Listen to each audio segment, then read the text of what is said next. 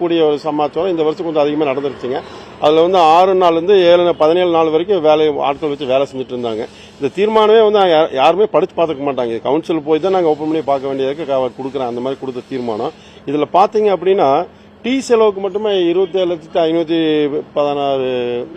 27,51,618 ரூபாங்க. இது எந்த அடிப்படையில் டீயும் கூல்ட்ரிங்க்ஸும் இதுவும் வாங்கினதுக்கு நம்ம மாவட்டத்தில் வந்து ஏதாவது சும்மா போய் இருக்கக்கூடாது. மக்களால் ஓட்டு தேர்ந்தெடுக்கப்பட்ட பிரதிநிதினாங்க. அதனால் இது வந்து ஏன்னா இவ்வளோ ஆயிருக்கு, ஒரு 9 நாள் 10 நாளைக்கு இவ்வளோ டீ செலவான்னு கேட்டதுக்கு அது 1500 பேர் பக்கம் வேலை செஞ்சாங்க அப்படின்னாங்க.